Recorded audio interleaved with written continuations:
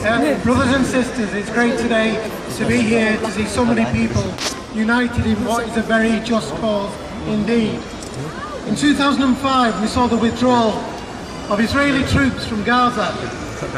The withdrawal wasn't because they wanted necessarily to withdraw, it was because they knew that the land that was Gaza and is Gaza today is now a prison for thousands and thousands of Palestinians. This prison, and even the Prime Minister Cameron calls it a prison, is now a torture chamber for thousands of people who on a day-to-day basis are witnessing the bombing of civilians, men, women and children at the hands of one of the most powerful armies and forces in the Middle East today.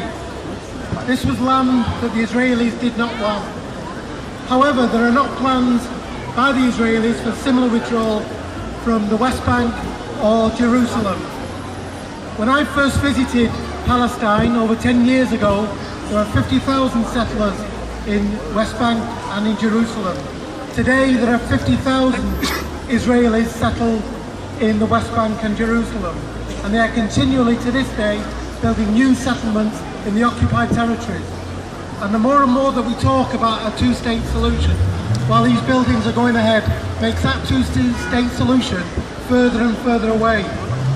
Gaza is isolated, it is a prison, there's no access from the sea, and the only access is on the Egyptian side, or when the Israelis choose to let people through from the other side. I've not, since these latest hostilities have begun, heard Cameron talk at all about Gaza being a prison, and Haig has only said that he's extremely concerned about recent developments. No country since the invasion, which is imminent, no country since that invasion was first mooted, has actually condemned Israel for what has happened. The UK has been silent, United States, like the UK, has only asked for restraint. Various countries have asked for restraint. There's been no UN Security Council resolution to deal with the current crisis. Now let me tell you some of the facts that haven't been made public and have recently been released today by Channel 4 News. First of all, the 3 Israeli boys that people are speaking about, kidnapped on the 12th of June.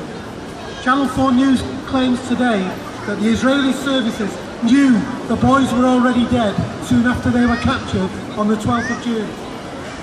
Thirdly, that the deaths were kept a secret so the Israelis could carry out a military sweep in and around the West Bank. Hebron was where they were kidnapped, that is nowhere near Gaza. And Hebron is also quite isolated from Gaza because much of the West Bank is between there and Gaza. The Israelis have accused Hamas in Gaza of responsibility, even though Hamas themselves have denied that involvement. Hamas in the past have accepted responsibility for what they've done. In this case they've denied it, and yet the Israelis still blame them. The murder of the 3 Israelis was kept a secret well into July in order to allow the Israelis to pretend that the boys were still alive in order to keep those military operations moving. Several people responsible for the killing of the Israelis in the West Bank, not in Gaza, were responsible, and yet Israel continues to blame Hamas and continues to bombard Hamas in Gaza. And this is because Netanyahu, who we all